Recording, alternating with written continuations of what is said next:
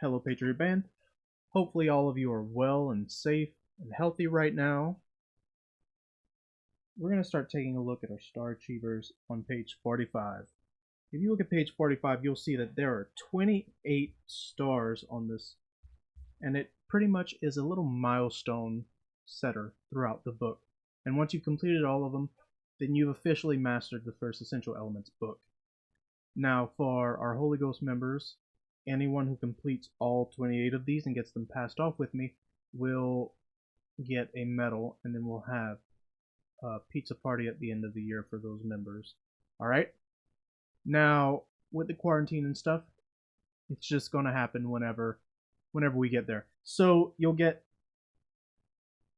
Let's start at the top. Now, for you, number one, this isn't anything that you have to perform and you have to meet the requirements for.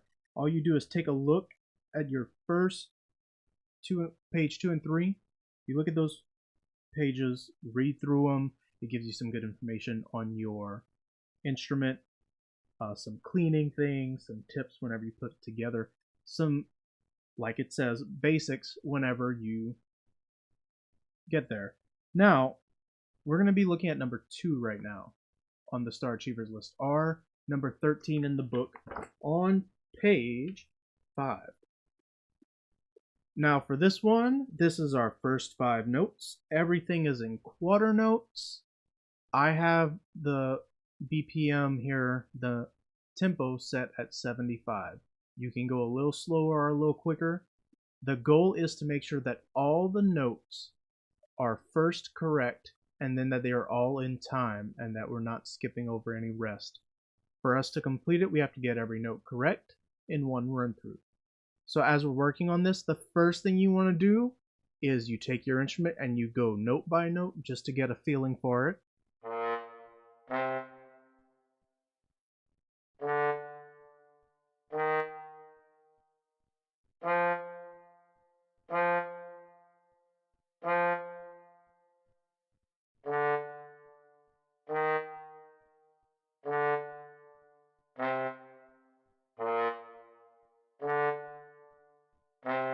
Oops.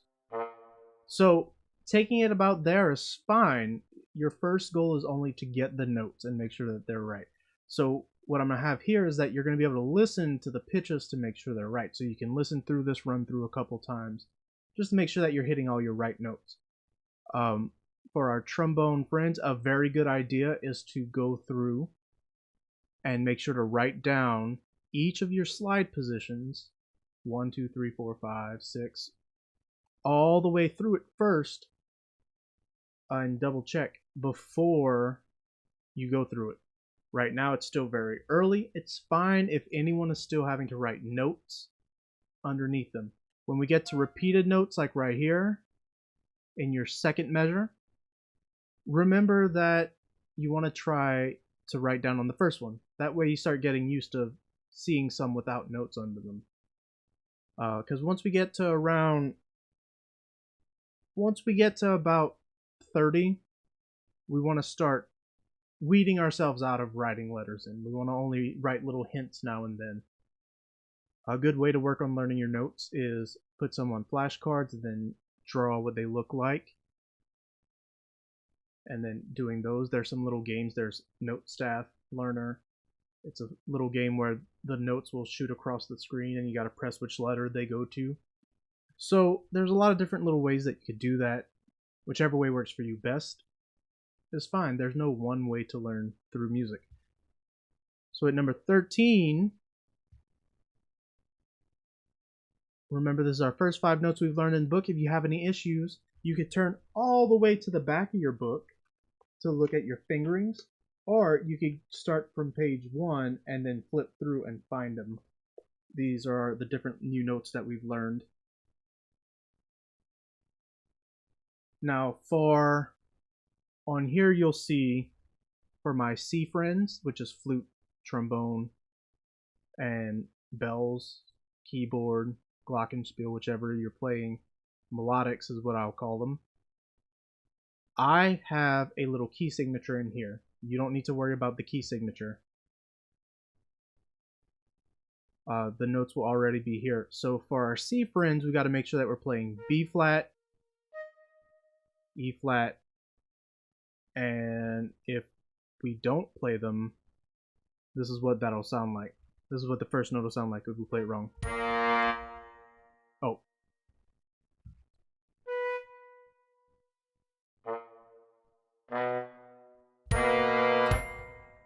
Alright, so we got to make sure that we're playing flats.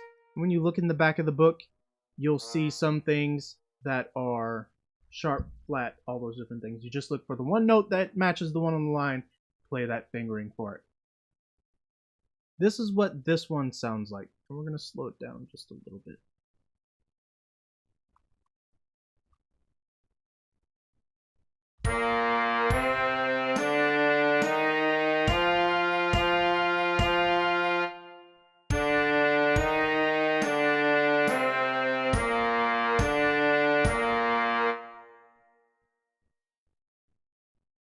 Now for our people playing percussion, this says drum set, but this is our percussion line.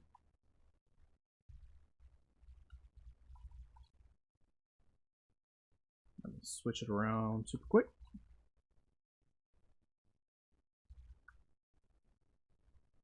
So for our percussion, remember that this bottom note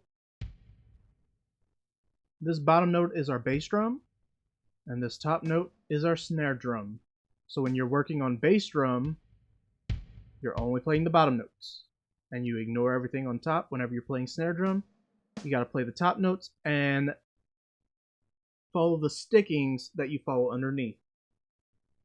This is all for much later learning purposes. Once you start getting to way more advanced stuff, that you'll really start seeing this pay off. But it's important to make sure that we're following our sticking right, left, right, left, right.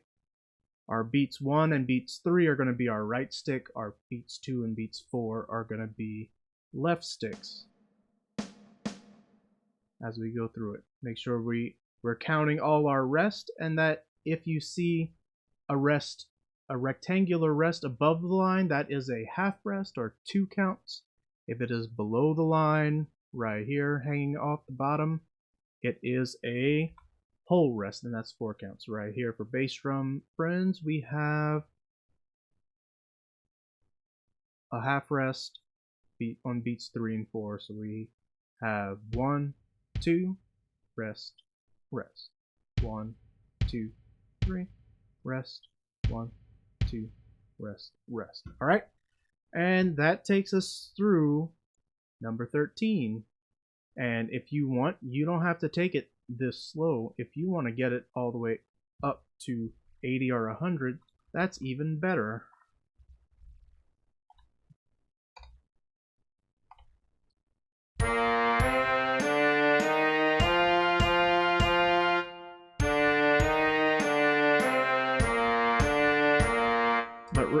But remember, when we're learning a piece, it's not to see how fast we can get it. It's to see how we can get it to sound, how good we can get it without making mistakes, all right? So with all of these, with these little quiz numbers, get all the way through without a mistake, send in the recording, and then I'll pass you off for it, all right? Let me know if you have any issues. Y'all take care and keep practicing.